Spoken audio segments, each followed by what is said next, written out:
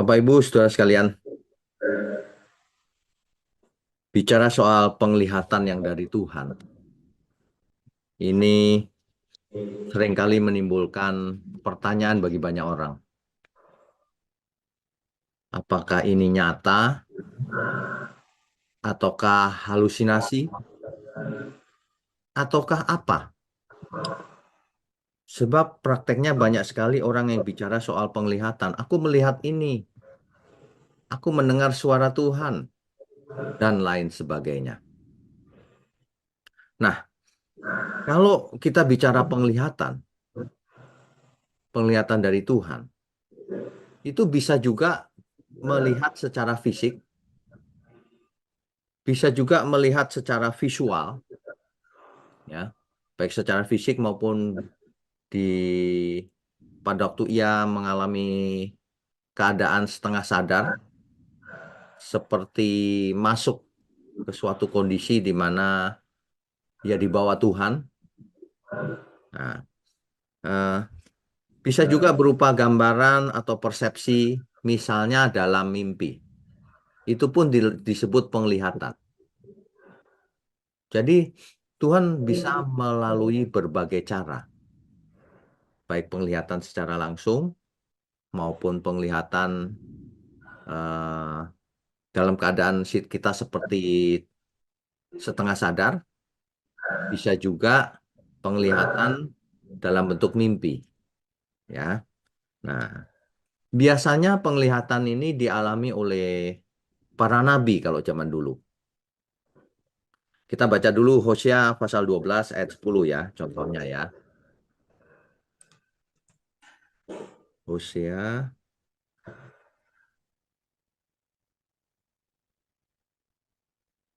pasalnya yang ke-12 ayat 10. Demikian firman Tuhan, aku berbicara kepada para nabi dan banyak kali memberi penglihatan dan memberi perumpamaan dengan perantaran para nabi. Ini Tuhan sendiri yang bicara. Tuhan, Adonai Elohim kita, Tuhan Allah kita. Kenapa Tuhan memberikan penglihatan? Ada suatu pesan yang mau disampaikan. Pasti pesan itu tidak hanya pesan sembarangan atau pesan yang tidak ada bobotnya sama sekali. Pesan ini pasti pesan yang penting. Makanya Tuhan menyampaikan pesan itu. Dalam hal ini misalnya lewat penglihatan. Ya, itu contohnya di Hosea bahwa pesan Tuhan ini bisa terjadi secara artinya ditujukan untuk pribadi, tapi bisa juga ditujukan untuk umat, untuk disampaikan kepada umat. Jadi ada penglihatan yang menegur secara pribadi untuk kita sendiri, tapi ada penglihatan yang ditujukan kepada umat. Contohnya para nabi nih. Seringkali pesan-pesan itu disampaikan untuk diteruskan kepada umat Tuhan. Nah, ini yang namanya penglihatan itu begitu. Dan ada contoh banyak sekali di ayat lain. Contohnya Kejadian 15 ayat 1 ya misalnya ya. Kejadian pasal 15 ayat 1. Ini kepada Abraham ini. Kemudian datanglah firman Tuhan kepada Abraham dalam suatu penglihatan. Janganlah takut Abraham, akulah perisaimu, upahmu akan sangat besar. Jadi kepada Abraham, ya, kepada Yakub misalnya. Kepada Yakub ini penglihatannya luar biasa ini. Kejadian pasal 28 ayat 22 misalnya. Nanti Bapak Ibu Saudara bisa baca di Kejadian pasal 28 dari ayat pertama sampai akhir 22. Itu menarik sekali. Saya bacakan di ayat mana sebentar. Di ayat 10 itu dikatakan Maka Yakub berangkat dari Berseba dan pergi ke Haran. Ia sampai di suatu tempat dan bermalam di situ karena matahari telah terbenam. Ia mengambil sebuah batu yang terletak di tempat itu dan dipakainya sebagai alas kepala. Lalu membaringkan dirinya di tempat itu. Lalu Yakub tidur maksudnya. Maka bermimpilah ia. Nah, ia dapat penglihatan. Yakub dapat penglihatan dari mimpi. Di bumi ada didirikan sebuah tangga yang ujungnya sampai di langit. Dan tampaklah malaikat-malaikat Allah turun naik di tangga itu. Ini mimpi, saudara. Ya. Nah, ayat 13-nya jelas tuh. Berdirilah Tuhan di sampingnya dan berfirman. Akulah Tuhan, Allah Abraham, nenekmu dan ayah Allah Ishak. Tanah tempat engkau berbaring ini akan kuberikan kepadamu dan kepada keturunanmu. Ayat 16-nya, ketika Yakub bangun dari tidurnya, berkatalah ia, sesungguhnya Tuhan ada di tempat ini dan aku tidak mengetahuinya. Jadi eh, ada kalanya Tuhan memberikan penglihatan berupa mimpi. Dan itu cukup. Dan tempat itu disebut Betel, rumah Allah oleh Yakub. Ya. Nah, ini suatu penglihatan juga. Contoh lain, Tuhan memberikan penglihatan kepada Musa. Kejadian eh, Keluaran maksudnya. Keluaran 3 ayat 3.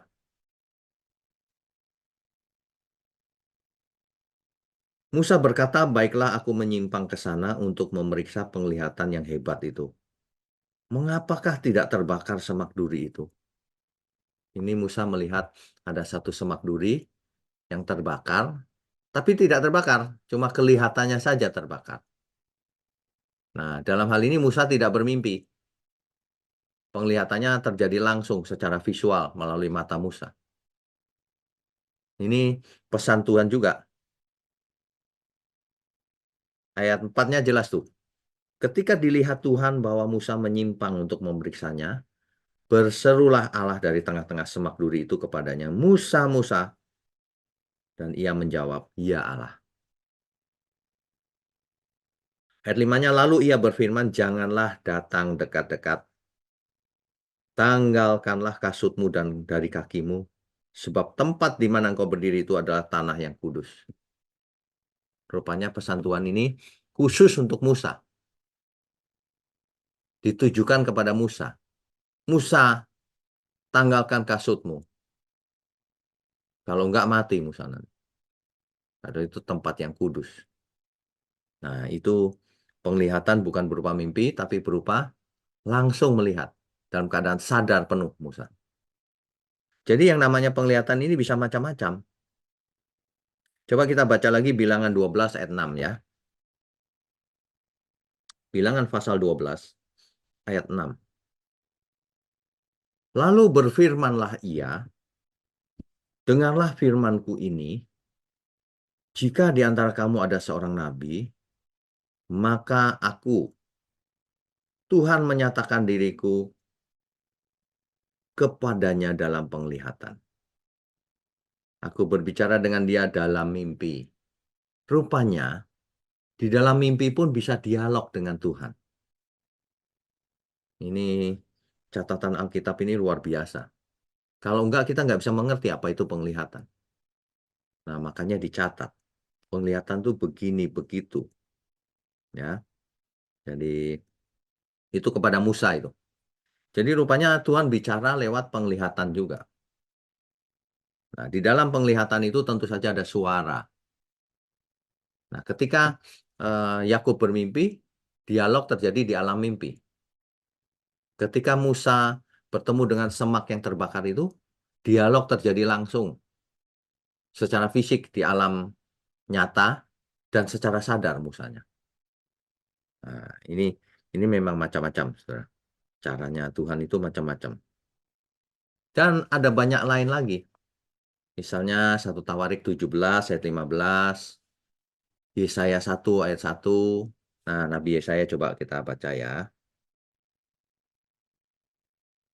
Yesaya pasal 1 ayat 1. Penglihatan yang telah dilihat Yesaya bin Amos tentang Yehuda dan Yerusalem dalam zaman Usia, Yotam, Ahaz, dan Hizkia, raja-raja Yehuda. Nah, penglihatan ini memang tidak disebutkan ini melihat dengan mata sendiri ataukah lewat mimpi, ya. Tapi kalau kita perhatikan kalimatnya, penglihatan tentang Yehuda dan Yerusalem, tentu saja ini lewat mimpi ya. Atau setidaknya bukan mimpi, tapi Nabi Yesaya dibawa ke suatu keadaan di mana dia seperti melihat bayang-bayang gitu. Nah, itu penglihatan namanya. Nah, itu Nabi Yesaya.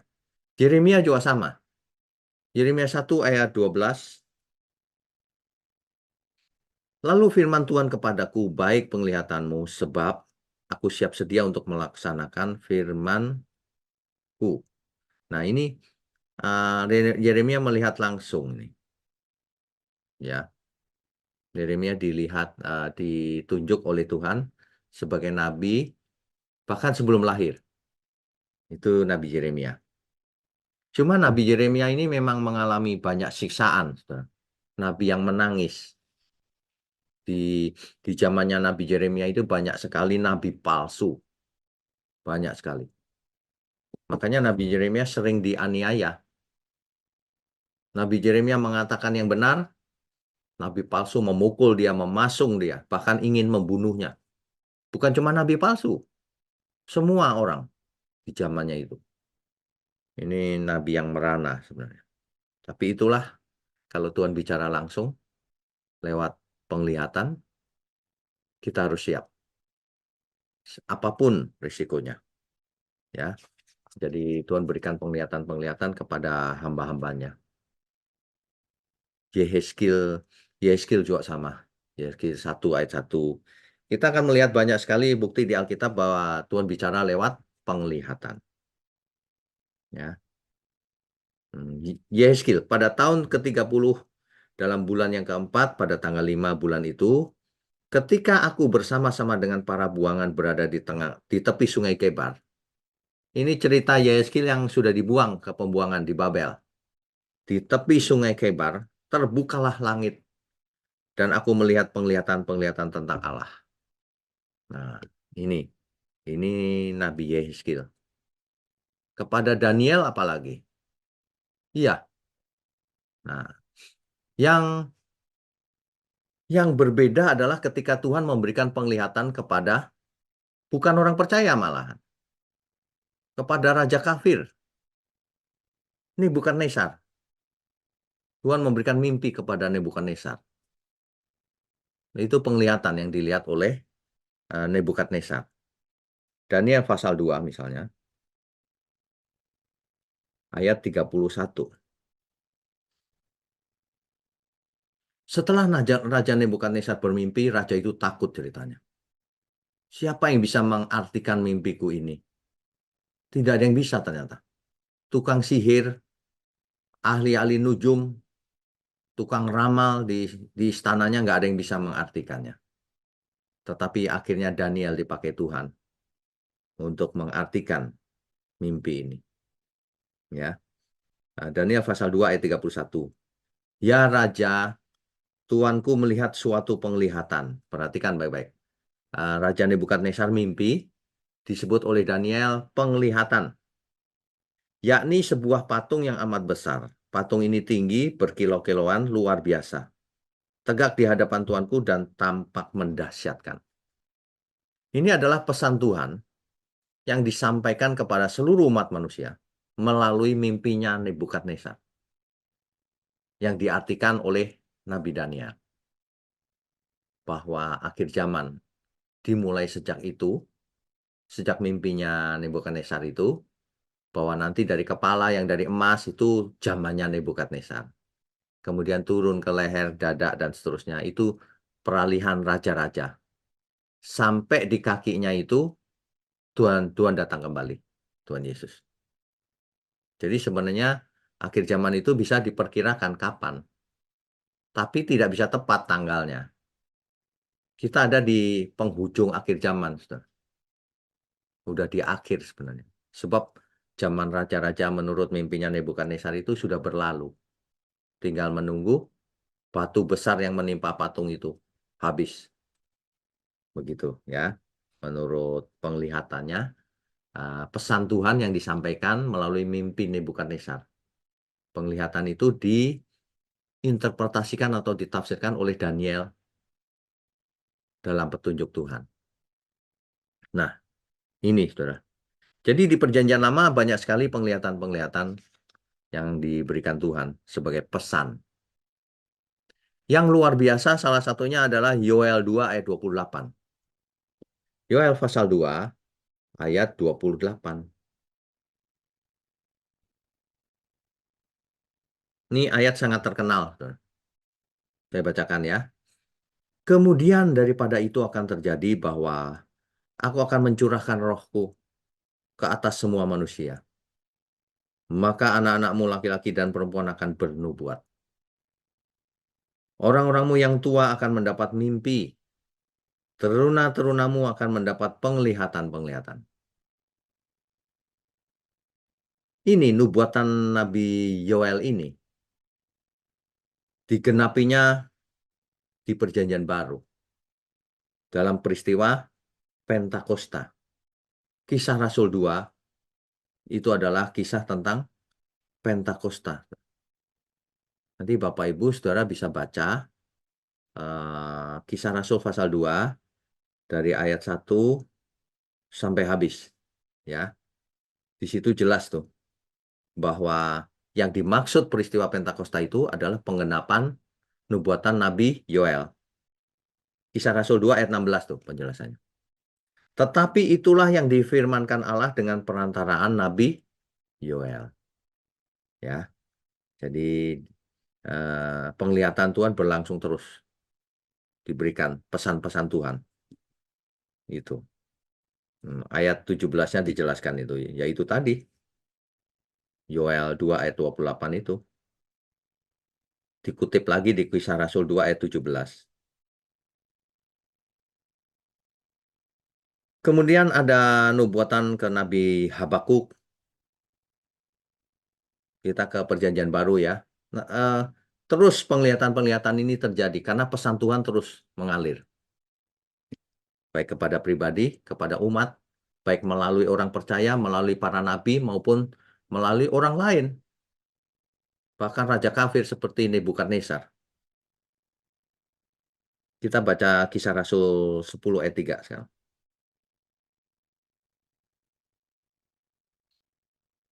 Di Kaisaria ada seorang yang bernama Cornelius kan? Nah, ayat 3-nya, dalam suatu penglihatan, kira-kira jam 3 petang, jelas tampak kepadanya seorang malaikat Allah masuk ke rumahnya dan berkata kepadanya, Cornelius. Jadi rupanya Cornelius diajak bicara oleh malaikat Allah dalam suatu penglihatan. Ya. Kisah Rasul 10 ayat 17,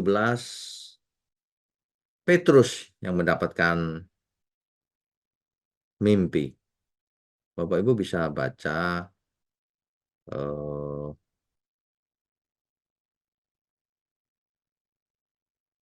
sebentar. Ini mimpi tentang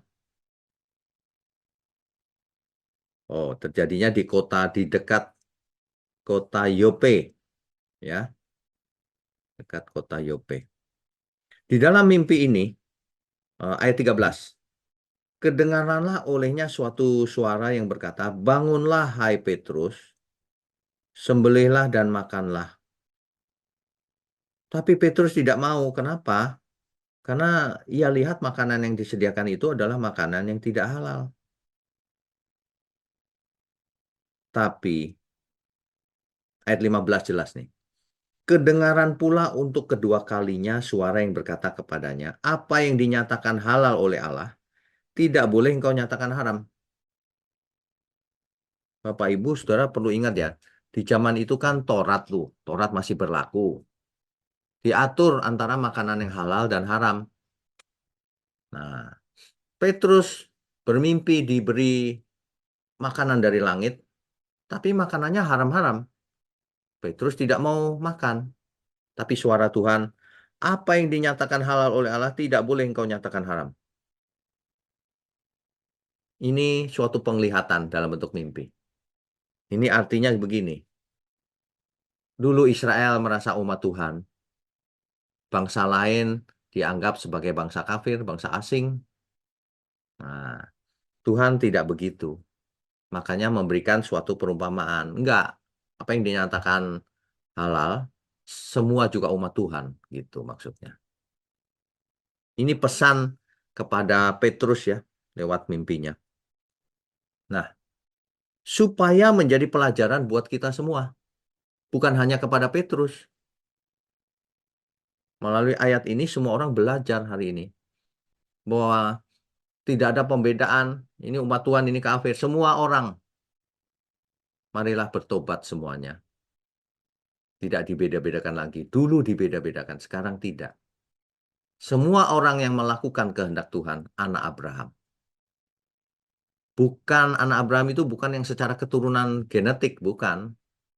Tapi yang melakukan, yang hidup oleh iman. Itu disampaikan oleh Tuhan Yesus sendiri. Ya. Nah, di kitab Wahyu, Yohanes di Pulau Patmos di hari tuanya, ia melihat penglihatan-penglihatan. Makanya ditulis dalam kitab Wahyu.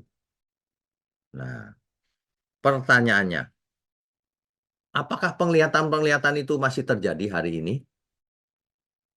Apakah masih bisa dialami oleh kita semua? Kita perlu mengingat bahwa Tuhan itu tidak berubah. Tuhan yang sama. Jadi penglihatan itu bisa saja terjadi, diberikan kepada kita, dikomunikasikan kepada kita, baik untuk kita pribadi, ataukah disampaikan kepada umat. Bisa saja. Karena Tuhan yang sama. Ya. Jadi kita tidak boleh membatasi kuasa Tuhan atau cara-cara yang Tuhan pakai. Yaitu terserah kehendak Tuhan saja. Amin ya semua ya. Tetapi, ada tetapinya. Saya mau bacakan ya. Tetapi iblis juga bisa memberi penglihatan atau mimpi. Hati-hati. Kita baca 2 Korintus 11 ayat 14. 2 Korintus 11 ayat 14.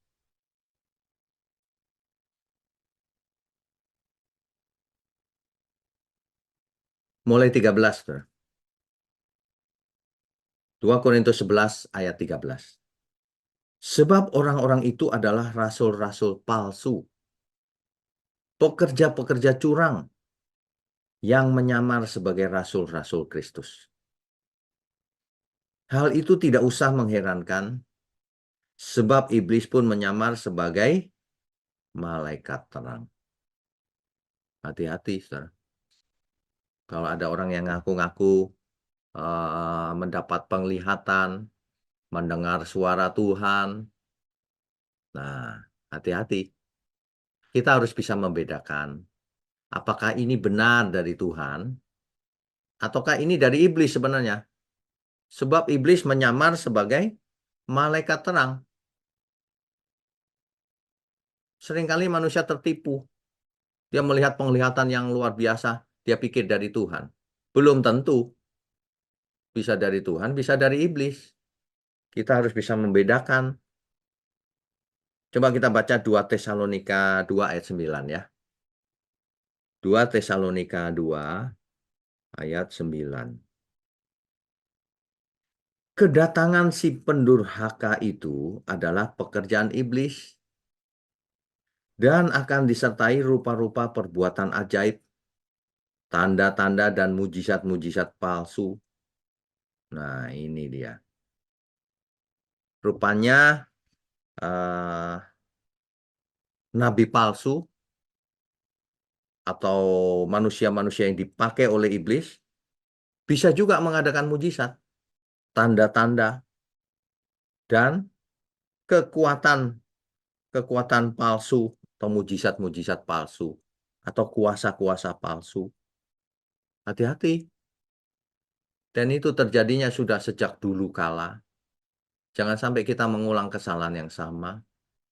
Ya. Dulu di kitab Ulangan juga sudah ditulis. Ulangan 13 ayat 1 sampai 3. Coba kita baca ya. Apabila di tengah-tengahmu muncul seorang nabi atau seorang pemimpi yang seringkali bermimpi, dan ia memberitahukan kepadamu suatu tanda atau mujizat.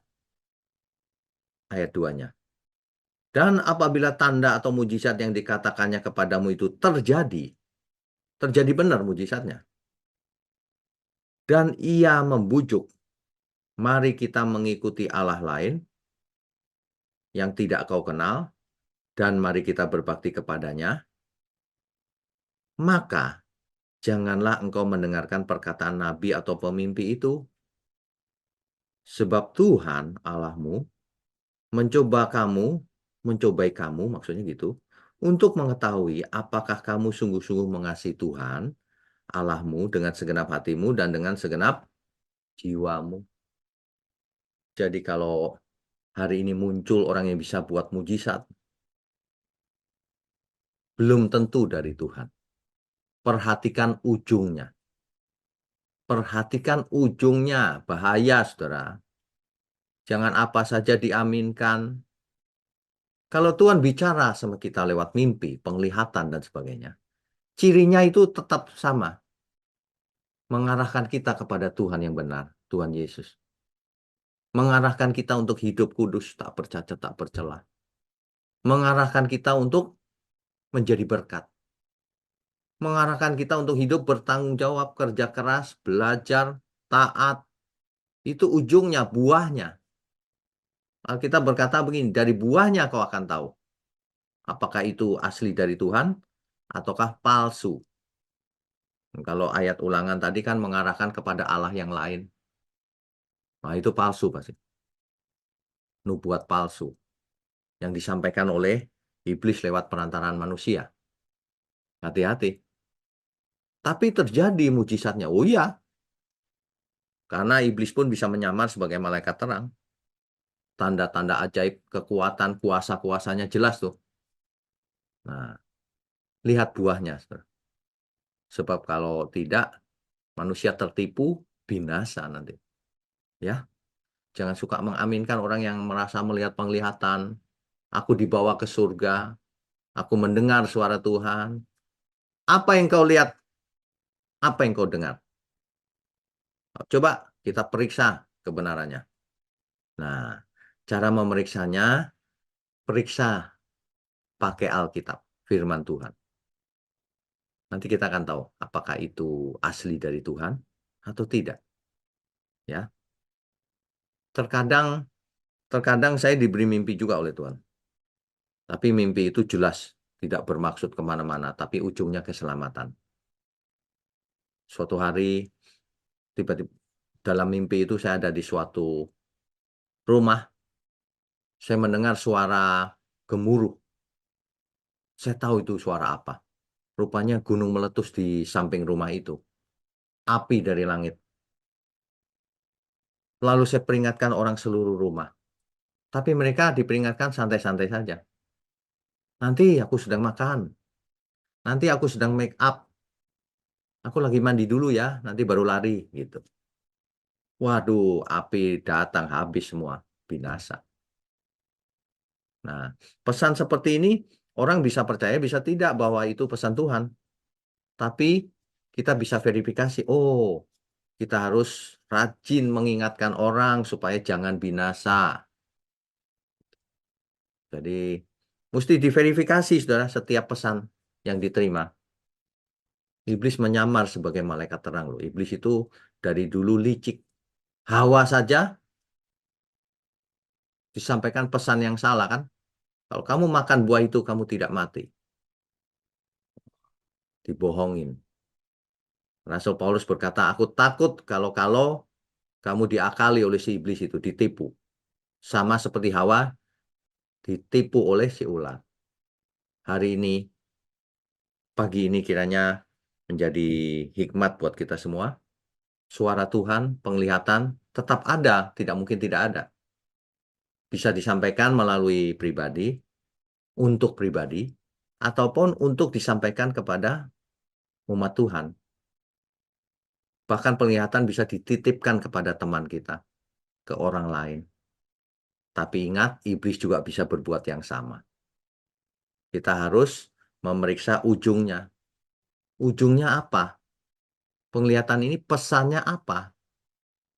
Misal, ada orang yang berkata, saya diberi penglihatan saudara semalam, bahwa Tuhan Yesus akan datang lagi. 2 bulan lagi akan datang. Nah itu verifikasinya gampang sekali. 2 bulan lagi kita lihat saja. Kalau ternyata Tuhan Yesus tidak datang lagi, berarti orang ini nabi palsu. Berarti yang mengatakannya itu pembohong besar.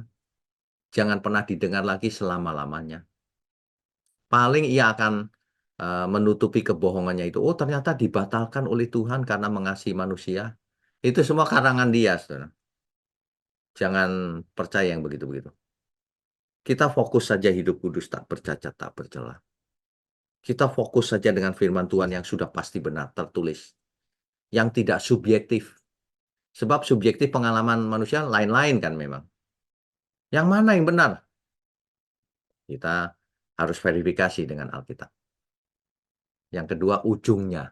Kita dibawa kemana? Kalau kita dibawa semakin hidup kudus, semakin jadi berkat, semakin cinta Tuhan. Nah, kalau itu bisa, ya, itu bisa jadi dari Tuhan memang. Jadi, jangan terpesona dengan adanya mujizat, demonstrasi, karunia roh, dan sebagainya. Itu bisa dipalsukan oleh iblis. Kita harus periksa ujungnya. Kalau ujungnya itu mendewasakan kita, membawa kita kepada damai sejahtera yang sebenarnya, maka itu dari Tuhan. Jadi penglihatan dari Tuhan itu nyata memang. Cuma kita harus hati-hati. Membedakan manakah yang palsu, manakah yang benar. Kalau itu dari Tuhan, kita harus aminkan. Kalau itu ujungnya tidak memberkati, kita harus tolak. Artinya pembohong yang mengatakannya. Amin ya, Bapak Ibu ya. Saya berharap ini menjadi, ya, saya berharap ini menjadikan pencerahan buat kita semua di pagi hari ini. Tuhan Yesus memberkati.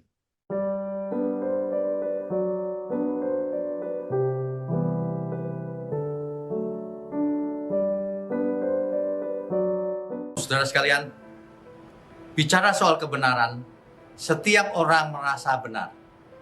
Makanya semua kecap dinomor satukan.